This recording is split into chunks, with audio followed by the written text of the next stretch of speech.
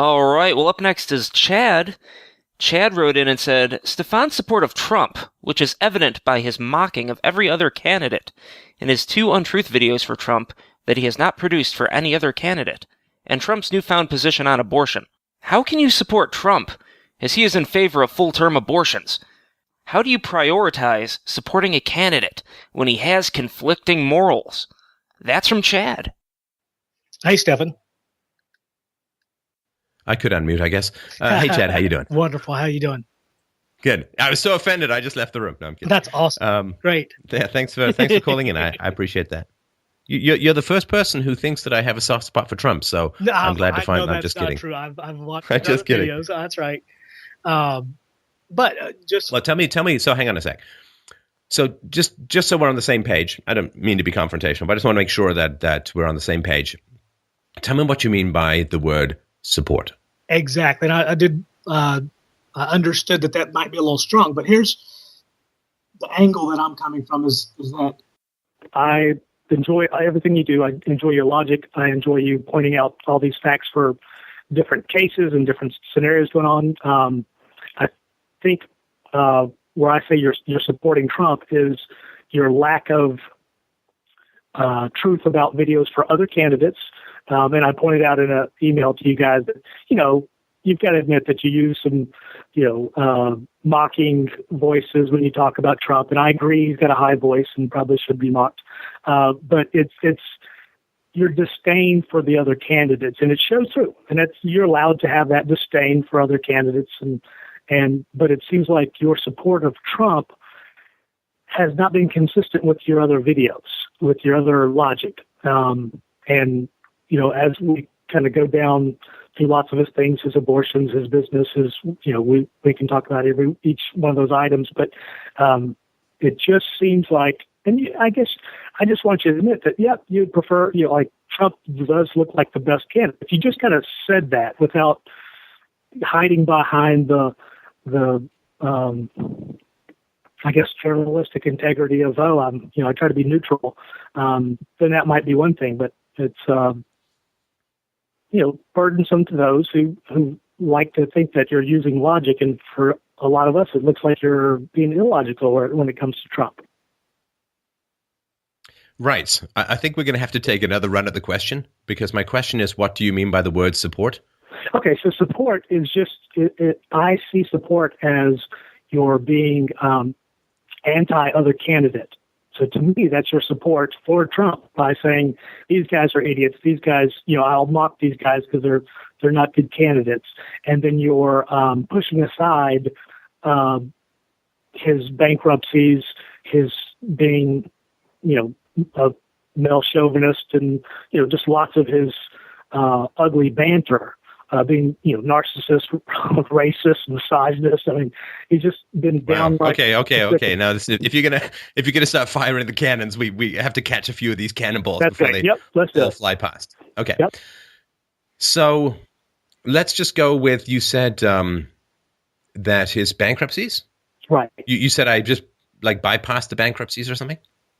Yeah, I think you have tended to argue, and you can correct me because they're your arguments, that it's just 4 bankruptcies. He's a big businessman. He's got 500 businesses, and these don't amount to much. And well, no, there was a couple of slides on that in the first Untruth about Donald Trump, where I went through the business scenarios. I went through the business logic and had quotes from experts on what he did, and that it's perfectly common and perfectly legitimate, and tons of other business people have done much more, and that's a failure rate, so to speak, of less than 1% of the businesses. So, there are arguments. Saying that I've just sort of blew past it or bypassed it, I think is a bit sophistic on your part, because I spent quite a bit of time on it in one of the presentations. Well, with the correspondence that I've sent to you guys, I actually outlined over 50 businesses that have failed. And the way, when you say 1%, the way he can kind of get away with this only 4 bankruptcies is because he's bundled, 30 or 40 bankruptcies into just one. And I haven't even looked into his other 3 previous bankruptcies, but what they do is, I looked into it and I have his bankruptcy records, and I don't know if you looked at them, but they are 40, bankruptcy file numbers. So they were legitimate bankruptcies, and there's 40 plus of these just in one. They bundle them all up and put them under one bankruptcy number. And so my problem is that a lot of his supporters just go, yeah, he's just had 4 bankruptcies, no big deal. But when you start talking 40 and 50 plus, I just want the general public to know it's not just 4. I mean, that's a real burden for me. Like, I want the truths about Trump to come out, and these are some of the truths that you could put in your videos that if I've given you the information, you could run down the list like you do on your PowerPoint or however you do your videos. So that's my one thing about his failed businesses is that it's always by everybody, not just you, by a lot of his supporters. They stick with the 4 bankruptcies, and I want the general public to know, no, it's not just 4, it's 50 plus. All right. Well, let's say that you're entirely correct. I mean, again, I haven't reviewed this stuff in detail, but let's say that you're entirely correct, and 8 or 9% of Donald Trump's businesses have failed. Right. 40 out of 500. Yep. How many businesses as a whole? How many entrepreneurial businesses fail within the first 18 months? What percentage? Oh, I would say, let me just guess. I've been an entrepreneur, so let me just guess 50%. 80%. Okay. According to Bloomberg, 8 out of 10 entrepreneurs who start businesses fail within the first 18 months. A whopping 80% of businesses crash and burn. Yep. So if we've got 89% for Donald Trump, he's still 10 times better than the average. Okay. And being 10 times better than the average is pretty good. Right. You know, in baseball, the difference between the major leagues and the minor leagues is like 1 percentage point more hits or 2 percentage point more hits. So even if we accept everything that you're saying, he's about 10 times better than the average business person. So if we talk through that, though, and I understand that. I've been an entrepreneur most of my life. I've had a few businesses, never went bankrupt, ever. I've had a few close calls. But what I would argue is that if you look at a lot of Trump's businesses, they're all developments, they're all properties.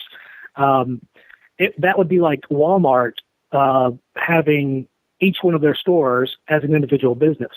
And then if one business fails, that's just one business that fails. It's not within their entire company.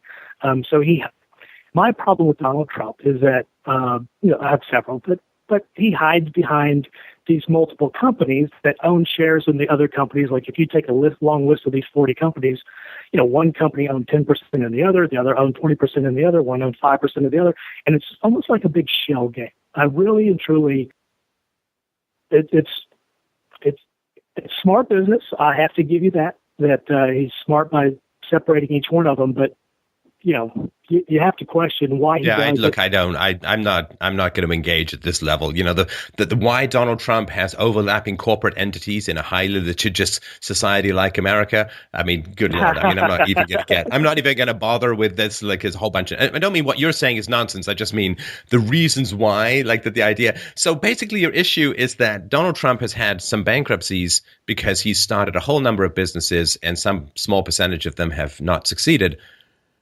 Do you feel that that's better than someone like Marco Rubio or John Kasich or Ted Cruz, who've not started any businesses and therefore have zero bankruptcies to their name? In other words, do you think that it's better to try and fail than to not try at all? In other words, the small amount of failures from people who've tried a lot of stuff is much worse than people who've never tried to do any of that stuff. I agree.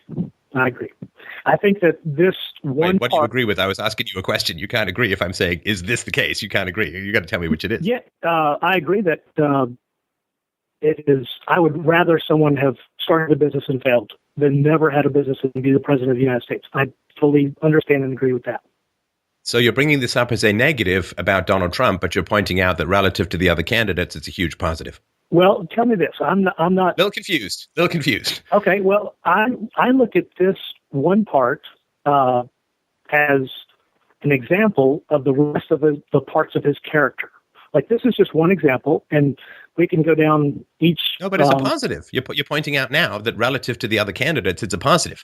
No, I said because he's tried, but the other guys haven't. Right, but not to this extreme. That's kind of my point. If you're a business guy and you he talks out of both sides of his mouth with the bankruptcy, saying, "Oh, it's only affected the big evil banks. Screw them. Who cares?" But he's in bed with the banks. They own some of these companies.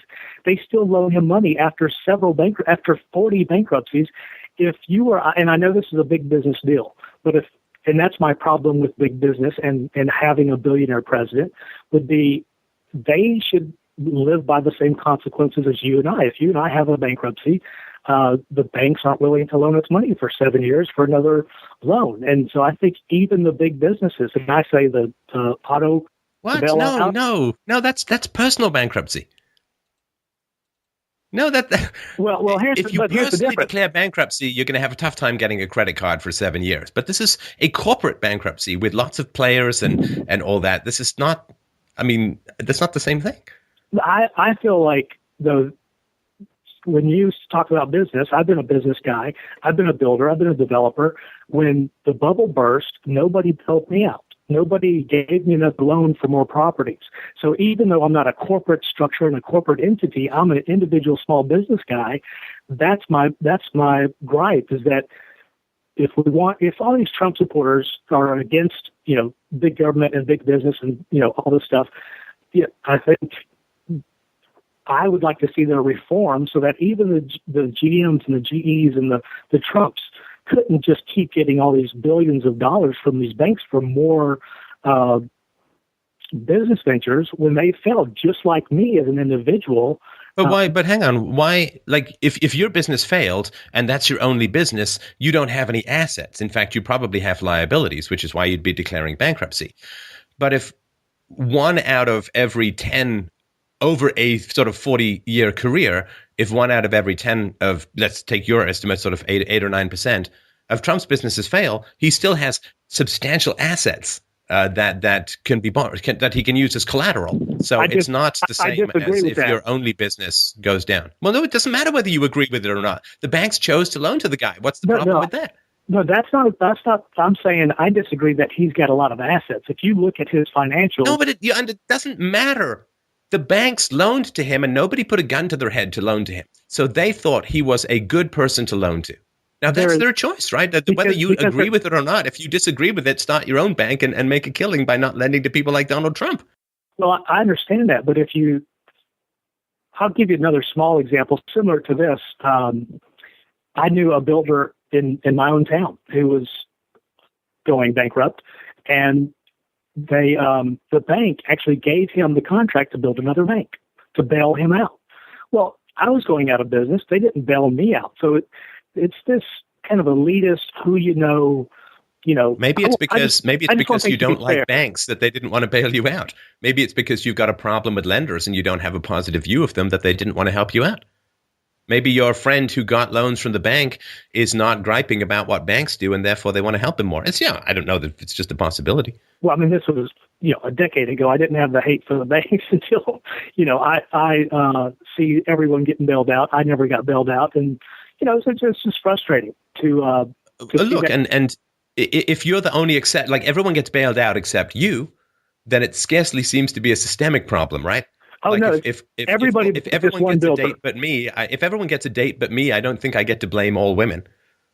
Sure. But if you see what I'm saying, it's the upper 1 percentile that get these loans from the banks. They don't bail out the guy that, they haven't gone to the same private schools with and all the rest of it. So that's my gripe is it's just there's no policies in place to make it fair. I just want things to be fair. And I know that's a high. Wait, but you just said that everyone got bailed out. Did everyone go to the same private schools in your scenario? I didn't say everyone got bailed. I said there was one banker in our town, one builder in our town that did. No one else did. There was lots of builders that went out of business. Lots of my friends had lost their houses, lost everything they had, and so I look at this as kind of these small examples as like I said, the character of Trump. He talks about. Wait, so sorry. Do you think that Trump should have not used the legal structures in place, but instead should have failed as a businessman? Like that would make you respect him more or like him more? Yeah. I'm not sure I follow. Yeah. Let's talk through that. Like, Yes, it would. Okay. So if he'd have failed, then you would have liked for him to become president. Sure. Yeah. If he didn't, if he didn't use the system to advance himself, yes, I would have more. But then he wouldn't have any money to fund his own campaign, and therefore would be dependent upon special interest groups, and therefore would be a candidate just like everyone else. So you'd like him to be a candidate like everyone else by having failed his business career, and then being dependent upon donations from special interest groups. That's a pretty slippery slope. I would say he can run as a write-in candidate where it costs $0. All you have to do is get support in each state, and there's no requirements I've called most of the states, and there are no fees for actually being a write-in candidate. And when you're a write-in candidate, you actually get your name on the ballot. You have to meet with some requirements, no money involved. So he could have gone that route, been a third-party candidate, and said, screw the Republicans, screw the Democrats, and I would have actually had more respect for him doing that. Well, okay. So you have a problem with Trump's bankruptcies. One of the largest creditors in one of Trump's bankruptcies was a financier by the name of Carl Icahn, held over $400 million in bonds. Right. And Icahn has not only endorsed Donald Trump, but agreed to be his Treasury Secretary if elected. So you've got no skin in the game. This guy had $400 million in the game, and he's still pro-Trump. So, well, because he's going to get paid back. I mean, isn't that how you're scratching his back by letting him be this secretary? I mean, that totally makes sense to me. That's not a... You think he's going to get $400 million as pay as a Treasury Secretary? Oh, not as pay, but you know what's going to go on behind the scenes. There are going to be things that happen. He's going to make more than his $400 million back, no doubt, if he supports Trump. Well, that's pretty speculative. So you would have been more happy if he'd failed in his business career and had become a third-party write-in candidate, that you feel that would have been a better approach? Not his total career. I just say that there, in some of these examples, when he talks about paying, kind of buying the vote, when he pays these politicians to get things done in New York City, it's just crooked. And I just see it as a character flaw. There are, multiple examples of character flaw. And, as a builder, I was building some houses, and I noticed that the city was coming down hard on me. Like the electrical inspector was not passing my house for inspection. He was just nitpicking me to death. So, and I'm a good, honest guy. I said, okay. But I talked to my electrician. I said, what is going on with this inspector? He's just pounding us. And he said, well, the builder, next door, just rides him around in his truck. And when he gets out of the truck, he's got his final permit. And so I said, oh. So he said, we don't even wire the house. He said, all we do is put a couple of lights on the outside of the doorbell, and the inspector drives by, gives us a permit. And so I'm an honest contractor. I'm an honest guy. So I call the building code enforcement people, speak to the manager, and I said, hey, you might want to know one of your guys is taking some money to get these permits passed. And lo and behold, the boss says, I don't blame them. We don't make much money. So immediately, here I am, the guy, I'm the whistleblower, really ended my career in that county.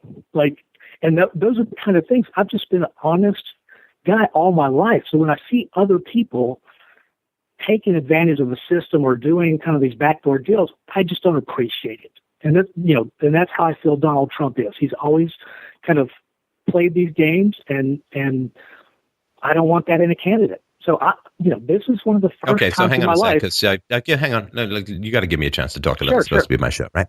Law professor Adam Levitin said, and I quote, "The mere fact of these filings is somehow imputed to be a personal failing of Donald Trump. I've never heard anyone suggest that the filings were because of Trump's bad management. Bankruptcy is a background term to every contract. It's an embedded option. Lenders price for it.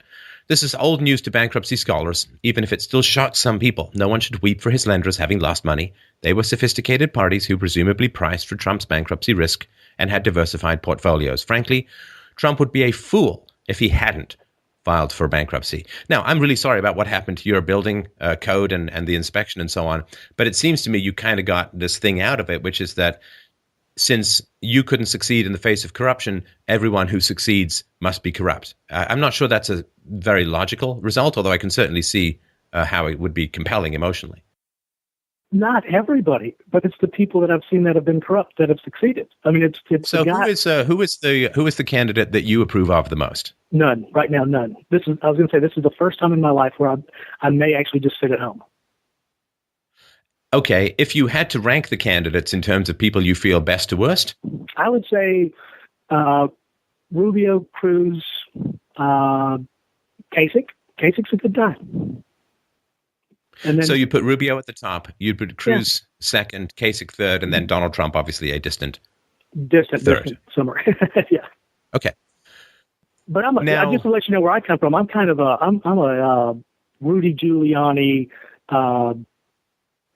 who's the Speaker of the House, gray hair, historians always run.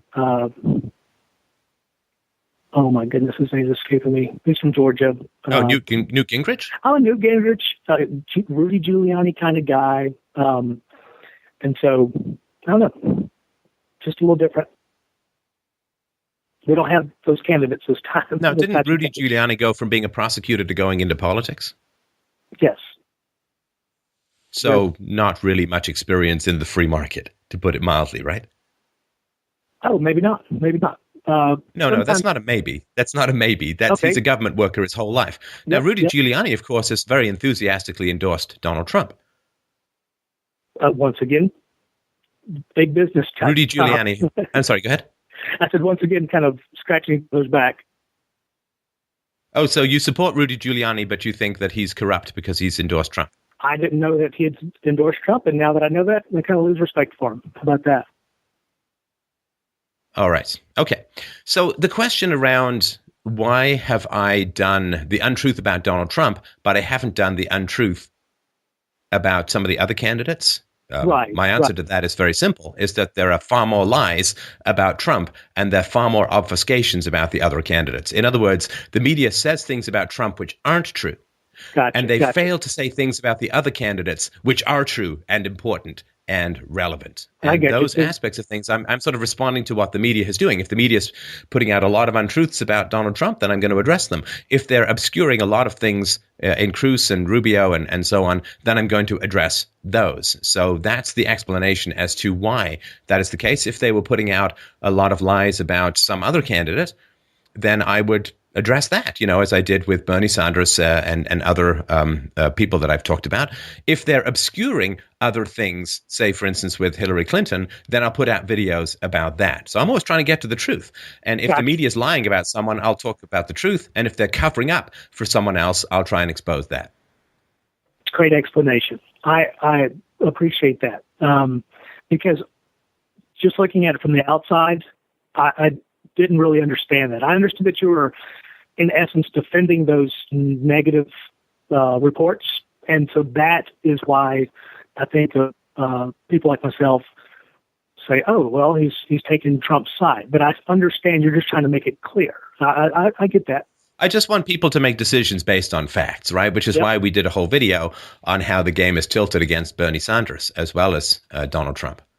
And of course I hammered Trump pretty hard on the Apple thing and even mocked his speaking style because he was, in my opinion, completely in the wrong with regards to the Apple encryption and, didn't understand the technology business and he's got a little bit of his sort of pro law enforcement bias, which I think led him astray in that area. But, he didn't stick on that too long and moved on. And so, I'm just trying to give the facts to people. And, if something hidden that's important, you look for it. And if something is put up there as a distraction for something else, you try and point out that's something else. And I'm just as a American, as a voter, I'm just frustrated that the Trump antics, while somewhat his fault, are the center of the discussion when we've got the national debt, and most people don't understand that if you take all of our unfunded liabilities, you can't take every penny from every American, every business, every small business. You can't take every asset from everybody in our country and every business in our country and pay off our national debt today. No, I understand. But people don't. And I don't understand why these, I know you do, but I don't understand why. Well, I do understand. It's politics and they don't want to talk about it. But for us to, the people that I correspond with friends that want to, Trump supporters. They just don't have a clue. And I think we are in this society. Oh, no. Hang on. Do you not think that dealing with illegal immigration is a pretty substantial issue when it comes to unfunded liabilities and the national debt? It is. And if you go ahead and if you want to talk about it, then I'll respond. I think it's not much to talk about. I mean, illegal immigrants go on welfare and consume resources at a far higher rate than the domestic population. So if you want to deal with government spending and you want to deal with unfunded liabilities, then you have to deal with the problem of illegal immigration as it currently stands. And that he's the only candidate talking about that. He is. I'll be interested to see if he does become president, what he'll actually do. But hang on, sorry. But Rubio was for amnesty. But you were very pro. You said Rubio was on the top. So I'm just trying to square these circles, and maybe it's my own mind not playing catch up or trying to play catch up. Sure. But you said that you have to deal with illegal immigration in order to be able to deal with the debt, which is high priority. But Rubio was for amnesty, which would have done the opposite of that. Okay. I'm not real familiar with all the details of his amnesty. I know he has wavered and waffled like every other politician about what to do, other than Trump by saying just build a wall. That's his one answer. But I come from the construction business, so I don't have a problem with the Hispanic workers. And I'll just give you two examples. I think we need to do better. No. We're sorry, man. We're not having a conversation about your personal experience with Hispanics because we're trying to talk about American politics. This is an example. Not people who put up your walls. This is an example of. No. It's a personal anecdote. We're not talking about, I know a tall Chinese guy. Like we're not talking about personal anecdotes. We're talking about big term statistics. Scenario. I think that I know you're right that a lot of the Hispanics and a lot of the immigrants from everywhere in the world come here and they get on our welfare. But in my experience, these guys that I know that have been in the construction business, they would actually like to go back and forth across the border in order to work. And I think as long as you tax them and we have a better work permit system, and they don't become a citizen, they just contribute to our economy with taxes. They don't get any Social Security benefits. I've talked to guys that have been in the States for 5 years that would rather just be here for 6 months, go home for 6 months, come back for 6 months, go home for 6 months. They'd rather see their family. They've been away from their family for 6 years because we forced them to not go through the proper channels, and so they just stay here illegally. And we make, in essence, criminals out of them because we haven't fully developed a good work permit system. So I'm for a border wall. I'm for, not necessarily giving everybody amnesty because not all of these guys want to be American. I've spoken to them. They don't want to be American. They're Hispanic. They're from Guatemala or wherever, and they're not interested in becoming a citizen. They just want to work. So I say we take advantage of them working and tax them, and that's a pretty simple system. But hang on. The logic that America is forcing people to come illegally by having barriers to entry, isn't that like saying somebody is forcing some guy is forcing me to rob his house by having locked windows? Oh, I'm not saying they're not illegal. I'm not saying I don't argue that one bit. If I'm on the team that says if you find them, you send them back, but I'm disappointed in the politicians in our government for not making a more fluid system. That's where I stand.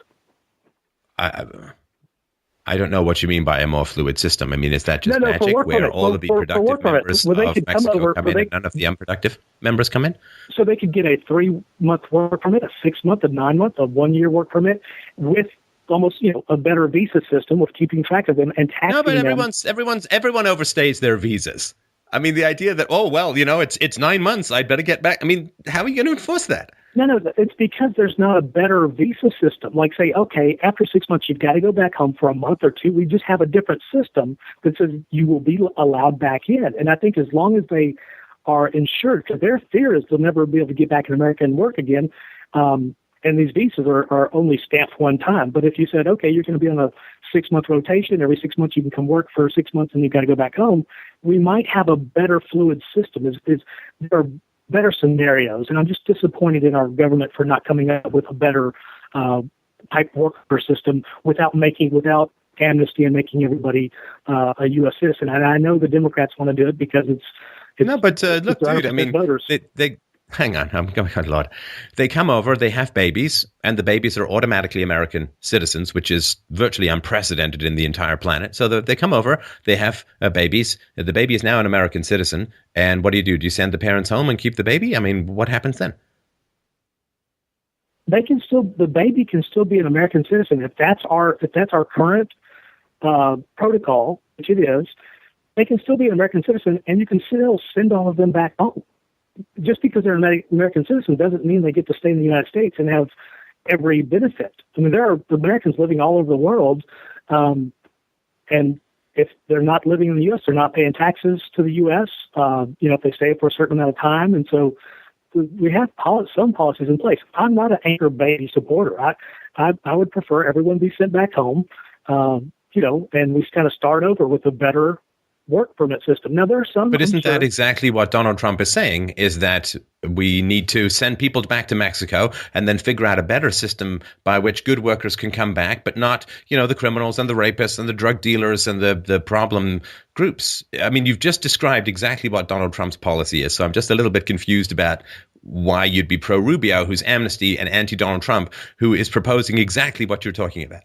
Well, it's because I'm just like most people that don't trust somebody. I believe he's saying it. I'm not so sure what he's going to do. And so that's, I have, just like most people. Okay, so it doesn't matter. So you don't like him, so it doesn't matter what he says. You do like Rubio, so it doesn't matter what he says. So we're just talking about your emotional whims. We're not talking about anything specific or anything that's policy-based. You don't like him.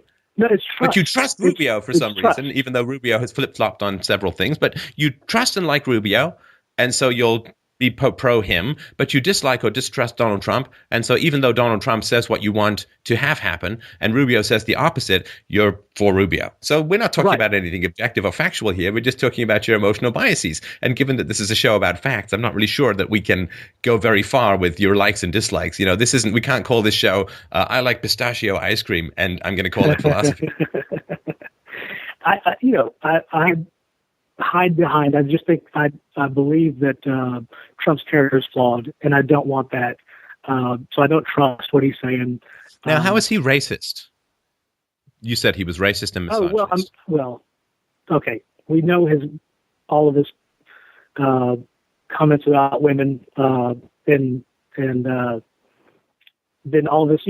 When you take a race of people, the Mexicans, and say they're illegal, they're drug dealers, and that he can, I don't know, just the way that he I'm sorry, did your argument Chad, is that he said that all Mexicans are rapists and drug dealers? Is that what you is that what you perceived that he said? Have you ever looked it up? Yeah, I saw the quote. I mean, I actually saw him on a video of him saying it. And okay, and what did he say, Chad? What did he say? Well, you've got to give me a little bit of a break here because I don't know verbatim, but from what I recall, it was his sliding the Mexicans or the Hispanics coming across the border as being drug dealers, and I think he alluded to other criminals, and just having that blanket statement. If we did that about any other group of people, that's considered racist. Okay, well, first of all, Mexico is not a race. So Hispanics. You're wrong. I said Mexico, Hispanics. What's that, Hispanics? Hispanic is not a race. It's not. There are Hispanics in Spain. There are Hispanics in Mexico. It's not a race.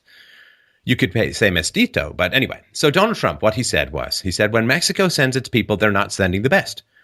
They're sending people that have lots of problems, and they're bringing those problems. They're bringing drugs. They're bringing crime. They're rapists, and some, I assume, are good people. But I speak to border guards, and they're telling me what we're getting. So, some are good people, and some are rapists, and some are criminals. Now, how is that not a factual statement? Of course, some people coming across the border are rapists and criminals, and we know that for the simple fact that 80% of the women who are crossing the border get raped along the way. And the people who come across the border with them are rapists by definition, at least a huge proportion of them, right? And of course, the drug trade across the porous U.S.-Mexican border is enormous. There are these giant tunnels, for God's sakes, going under these places. The amount of crime that is occurring among this population is very high. And so, how this is somehow a bigoted statement when it is borne out by statistics, I leave it to you to explain to me. I think it's we don't even know how many Hispanics we have in America, 15 to 30 million. I understand we have some statistics about this crossing the border, but I don't think the majority of those 15 to 30 million are criminals. I mean, as far as doing criminal activity today, so I think it's, what I'm saying. You know and understand that Donald Trump is playing to that bigotry, I guess he called it. Well, okay, so you're not responding with any facts. So he's talking about people coming across the border. And the clue is he says, I speak to border guards and they're telling us what we're getting. When Mexico sends its people, they're sending people, right? So he's talking about people crossing the border. Now, people crossing the border from Mexico into the United States who are doing so illegally are all criminals. You understand that, right? By the definition of crime. Totally agree. Yep. Yeah, so they're all criminals. And he says, some of them I assume are good people. Okay, of course, right? So he doesn't say what proportion. Some is not a specific proportion. It's not 10%, it's not 90%, it's not 50%. It's some proportion, right? Right. So I got a bunch of potatoes. Some of them are rotten. Okay, I got 10 potatoes. Some of them are rotten. What number is that? I don't know. Nobody knows, right? So whatever people are saying about, well, he's saying all this or what, the majority, no, he's not saying any of that. I got you. So he's actually being quite kind because he's referring to a group of which 100% are criminals. 100% are criminals. And he's saying some I assume are good people. Right. So if he's saying, but he's certainly not saying that all Mexicans are rapists. I mean, that's not, he's talking about the people, bringing people across the border where 80% of the women get raped en route. So, call me crazy, but if there's a group of people who are raping 80% of the women they're bringing across the border, I don't have any problem with saying that, yeah, some of them are rapists. I mean, statistically, that would be the case. But then people go kind of crazy and say, well, he's saying all Mexicans are rapists. And it's like, well, that's not even close to true. Yeah, I just took the sum. And when you gave the potatoes example, when you said some are rotten, and where he said some are good, when you said some are rotten, when that is said, I go for the lower end. And I know that's open for interpretation for everybody, but if someone said they had a sack of potatoes and some were rotten, I would think the sum was a smaller proportion than 50%. And that's just me. And so when he said some are good people, I leapt to the, I leapt to the potato example of, he's just talking 10, 20%, so that's my fault for interjecting that. And do you know why? Hang on. So it's actually quite kind if there's a group of people, 100% of them have been convicted of theft, of burglary. 100% of them are and they've confessed, right? Like it's 100%. Right. And I say, well, some of those are good people.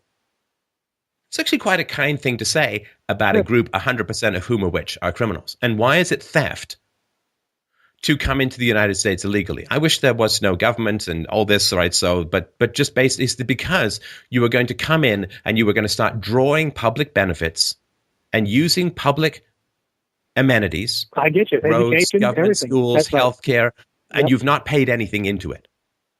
Right? This is the whole issue is that you're coming in and you're going to start consuming the massive amount of human and fixed capital that has been built up by generations of taxpayers. You're going to come in and start consuming that while paying very little into the contribution. So that's the challenge with the system that we have at the moment. So if he's looking at 100% of people who are criminals and saying some I assume are good people, how is that? That's a very positive statement because he doesn't have to say any of them are good people because they're all criminals. But he's saying some are good people. That seems kind of nice. Nicer than a lot of people would be about a group 100% of whom of which are criminals. Gotcha. Great argument. I like it. Sexist. Oh, it's just his, commenting about Carly Fiorina's face, the Fox News anchor, what's her name? Where he said she was bleeding Megyn from Kelly. wherever, Megyn Kelly. Just those kind of things. I mean, I just want a president that's not going to do and say the things that Trump is saying. Now, so hang on a sec. So making negative comments about a woman's appearance is sexist, no matter what, right? Let's see. I'm trying to think of this. No, but it goes back to his multiple occurrences as kind of a character setup for me. So not just one time of. So does anybody who makes negative comments about Trump and his appearance, are they also sexist? Or is this just for women? Good point. I don't know. I hadn't thought of that. Well, this is important things. If you're going to start calling somebody sexist and impugning their character, we would hope that you're coming from some sort of rational and objective basis. Carly Fiorina herself has made negative comments about other women's appearances, which I guess would make her sexist. Just about everybody and their dog has made fun of Donald Trump's hair, of his his skin color. And so there's been a huge amount of negative comments made about Donald Trump, but I've not actually noticed anybody calling those who make fun of Donald Trump's appearance sexist. And that is actually a sexist standard, saying that if Donald Trump makes one potentially negative comment about a woman, and he said he was talking about her persona, not her physical features, but so if Donald Trump makes one potentially negative comment about a woman's appearance, he's a rampant sexist. But all of the men and women who have made negative comments about Donald Trump's appearance are not sexist. Well, that's a sexist standard because you have one standard for men, a very high standard, and another standard for women, which is a very low standard. And that's not a very objective standard. I like your argument. Does his comment about the girl on his show, about her getting on her knees, does that kind of degrading, like she would look better on her knees kind of comment, does that go to that same standard? I'm genuinely. But why are you taking offense about something that the woman herself took no offense to? I mean, that's very white knighty. In fact, that's even more white knighty because there's not even a dragon around. You're just, stabbing a windmill. Because the woman who was involved in that altercation didn't have any problem with it, thought it was funny, said that Donald Trump had treated her with nothing but respect during the entire taping, and it was just a joke. If you want. It was directed at Brandy Roderick, and then she responded, like him, I didn't even remember him saying that. I've always had a positive experience around Donald. He's always been encouraging. He's never been disrespectful to me. I don't condone men being derogatory, but I think he's just on television. He's trying to be funny. He didn't mean anything horrible by it. That's from the person the comment was directed to. Gotcha. Okay. Interesting. I don't know. It's, are you proud that he says those things? Would that make you appreciate him because he's I don't care. Why look, somebody who's been in the public life 42 years, who's had a camera on him, sometimes it seems like 24/7 for 42 years. Yep. Is he never, seriously, think of your own life, Chad. Think of if so many parts of your life and your comments and your, quote, private conversations had been recorded. Do you not think that over the course of your whole life, that certain comments or snippets or jokes that may have failed or fallen flat or maybe even been mildly offensive, can you honestly look at your own life and say nothing that you've said could ever be taken out of context and presented in a way to make you look bad? Certainly. Good point. I couldn't say that with any confidence at all. That's right. And listen, I'm somebody who's been in the public sphere and have seen words twisted completely out of context and so on. So it just, what does it matter? The Carly Fiorina quote where he said, look at that face. Can you imagine that face or whatever? Yeah. That was a private conversation. This was not a speech. And come on, we've all said things in private that we would, if brought out into the public sphere and taken out of context, can make us look bad. I mean, everybody's like that, and we can't all live like we're on TV 24/7. It's just this gotcha game. I found something while digging through archival footage with blah de blah, and you said this and this, and suddenly it's blown up into this whole thing. And so, I don't care that he made a joke about a woman on her knees that the woman herself doesn't even remember, and when it's brought up and she's shown it, she doesn't find it at all offensive and has nothing but praise for the guy and how he treats women. I mean, I don't care. And I think the degree to which we do care is why the media does this stupid shit. Like, it's the fact that you care about this stuff and you take it as a hook by which to start denigrating someone's character. You're playing exactly the game that they want you to play. Oh, look, we took something here, wasn't offensive to someone else, was a private conversation, but blowing it up into this big misogyny thing. You're exactly the target, Chad, that they're trying to play. And I must say, they're playing you most excellently because you left. I'm disappointed about that, for sure. I thought I was smarter than that. I watched 10 seasons of The Apprentice and outtakes, and I found one on your knees comment. Listen, when someone can only come up with one example, it's bullshit. Like, if Trump had a genuine misogynistic hatred of women, after 42 years, do you think they'd just be able to find one outtake from The Apprentice or one comment over 10? Come on. I mean, it would be a little like, if you want to find Hitler's anti-Semitism, you don't have to look on the cutting room floor. It's kind of everywhere. He's not shy about it, says it a lot. It's right out there. But the fact that they got to dig up, one tweet, it's 7 years or whatever, right? I mean, it's I don't know, just, you got to stop. This is why I'm pushing back on this stuff, Chad. You've got to stop playing the media's game of swallowing all the bullshit they feed you and turning you against someone not based on facts. Well, if you disagree with Donald Trump's policies, I think that's fantastic. I mean, great, go for it, but don't swallow this media bullshit and think you're contributing anything to the intellectual life of the planet. Well, I just, for some reason, I look at those 2 or 3 examples, we call it Fiorina and the other one who's bashing that I don't like. But I look at. And sorry, Chad, have you never made a derogatory comment about a woman's looks? Oh, sure, yeah. Are you a misogynist? No. But wouldn't you agree that? Oh, dude, it's right there. We move on. We move on. It's right there. It's right. No, come on. I'm not going any further down this road.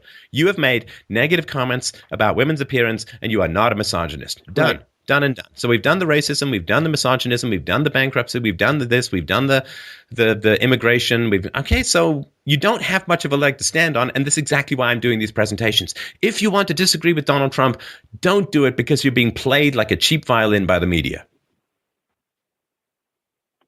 And I was going to say, I looked at those few examples, and I mistakenly may have said, oh, there seems to be a pattern, because there's multiple times. It's not the one time with the girl on her knees. It's not the one time with Megyn Kelly. Okay. How many times in your life, Chad, we can play this game if you want. How many times in your life, Chad, have you made a negative comment about a woman's appearance? Once. I'm kidding. Many, probably. I don't know. You're in construction. Come on. Actually. You know as well as I do that it is not an uncommon appearance. And let's say you didn't even say it. How many times in your life, Chad, have you looked at a woman and thought a negative comment in your mind about her appearance? Oh yeah, I understand that. Here's daily. It's every second day, daily. Every third day. It happens involuntarily. Yeah. Like, if you're at the mall and you look at a woman who looks fantastic, you think that woman looks fantastic. If you are at the mall and you see, these women who just like cram their giant butts into these really tight little threadbare. Oh God, I can't even go there. Like, these little pants, right. Like these little track pants that are just trying to hang on to that giant butt and so on. You look at it and you think, wow, that's not attractive, right? That's not pretty. Right. Like, doesn't someone say to her, listen, you can't dress, like, please don't use the tight t-shirt when you got your arm fat hanging down there. Right? Like a baker just dropped half his pizza. So we all have these, they're involuntary. We all judge appearance and there's nothing we can do about that. Men judge females' appearances. Females judge male appearances. So if I'm going to look at you and say, well, you've done this thousands of times over the course of your life, therefore you are a misogynist who is unworthy of anybody's trust and respect. Good Lord. I mean, don't you think it's a little hypocritical to judge Trump for something that you do all the time and call him a misogynist while excusing yourself from the same label? Possibly, but here's what's funny is you talked about maybe in construction and, the catcalling scenario. I actually build sorority houses for a living. So No, I never said catcalling. No, I said the catcalling. I was just saying, have you made comments about women? But you said something about me being in construction, which alludes to, we all in construction, are masculine, I guess. But I have at times had to fire guys that were on rooftops, the roofers, for catcalling at girls on campus. I actually got a call from the president of the university. I'm glad, because I think that's pretty boorish behavior. So as a society, so that's kind of with Trump, while you think it, let's not say it. Let's have some self-control and try to be... Chad, you told me you'd said it too. Sure. Okay, so maybe if you want to get all moralistic, you can deal with the beam in your own eye rather than the mote in somebody else's, right? If you feel that it's just terrible to say negative comments about a woman's behavior, then you need to start working on yourself. And I do. More so than Trump. I do. I pride myself on trying to be the best person I can, and like I said, we all. Well, then maybe a little less moral judgment towards other people who've done less of a negative thing than you have. Maybe that's an area for improvement, just potentially. Yeah, I think so. And that's why I'm doing it. I really dislike the degree to which substantive debate is squelched by the media, putting out a bunch of bullshit that has people prejudge someone without regard to their positions. Do you realize we've been talking for 45 minutes or something? Right. And we've not actually talked about any policies. And you get that that's exactly what the media wants. What the media wants is for you to focus on bullshit that they sling together to make Trump look bad so that you don't end up talking about policies with people, but you start talking about what he said about Mexicans, whether he's racist, whether he's sexist, whether he's misogynistic, whether he's got bankruptcies and how many, rather than talk about any of the policies, substantive debates. And then people say, well, but he's never going to enact those policies and blah, blah, blah. Okay, then don't bother with anything, right? If you don't believe anything's going to happen politically, don't bother with anything. And listen, man, we covered all of this stuff. We covered all of this stuff in our videos. Did you not actually watch them? No, I did. But like I said, there were some things that I thought were factual, like the 40 plus, maybe 50 plus business failures that the general public doesn't know about. There are things like his becoming the Good Samaritan for saving the carousel and the ice skating rink in New York City, and he gets all kinds of praise for that because he did it for free or at cost. But last year, he made $8.6 million on the ice rink. I don't know how much, nobody's ever talked about the profits he's made off of these projects he said he did for free, that he wasn't going to make any profit off of. And so those are the true... Wait, hang on. Are you saying that Donald Trump said he was never going to make any profit off the ice skating rink, and then he made profit off the ice skating rink? He said he was doing it for free, at cost. So he said he did it at cost, and he was going to give the, for the next year, whatever the proceeds, everything was going to go for donations, to some charity, go to charity. But since then, he has made, over the last 10, 20, 30 years, millions upon tens of millions of dollars on these projects. Wait, so he did it at cost. He donated the first year's profits, and then he's keeping stuff. You said he's keeping money? Well, yes. So I don't know this story, but what you're saying is that he said he was going to do it at cost, which I assume he did. Right. And then he donated the first year's profits, and now he's keeping more profits?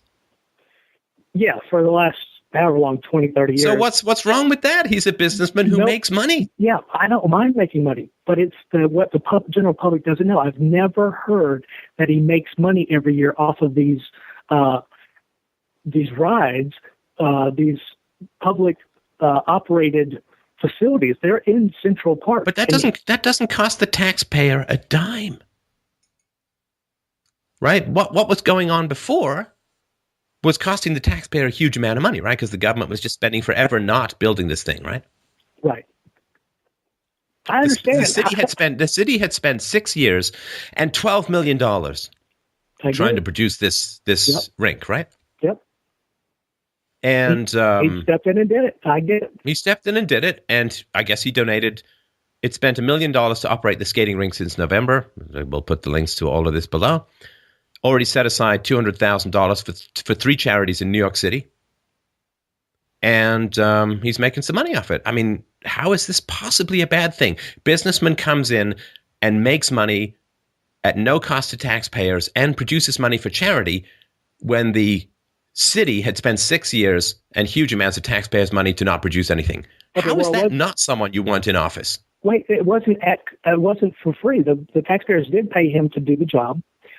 He went out to other vendors to get their stuff for free, like the engineers for the ice skating rink. That's great. I'm glad he saved this public ice rink. But what's not being reported is the profits that he's made up. And I'm a capitalist. I love people making profits. So what? Dude, you're going back to 1987. He made 8.6 last year. I don't care. Million. I'm glad. Good. He knows how to run things so they make money. Do you not think he's going to need to know how to run government to make money to pay off any of the national debt? He makes a profit. By God, how is that bad? What are you, a communist? No, I told you I love capitalism. It's just not being reported. I just want it to be in the open. But who cares? Apparently, so he made some little amount of money off his huge business empire. Who fucking cares? Can you look at a slightly bigger picture here? 1987, he reported a profit from this rink. Can we move on? It's decades ago. Wow. Who cares that he made money as a businessman doing something that the government failed at? Yeah. Would you rather he lost money? Oh no, then he declared bankruptcy, so that's bad too. So great, we're in no-win Chad land. If you make money, that's bad. If you lose money, that's bad. Maybe there's some in the middle where he makes neither nothing and loses neither nothing. He doesn't make a profit but doesn't declare bankruptcy. Maybe if he threads that needle, he'll satisfy your requirements. But man, you must be a tough person to please. No, but once again, this is off the public, a public entity, a public scenario. And it just burdens me. I just wish he'd give it back. Okay, well, listen, you go ahead and be burdened, but I'm going to move on to the next caller because I think I've sort of made my point as far as that goes. I appreciate the call, but let's move on.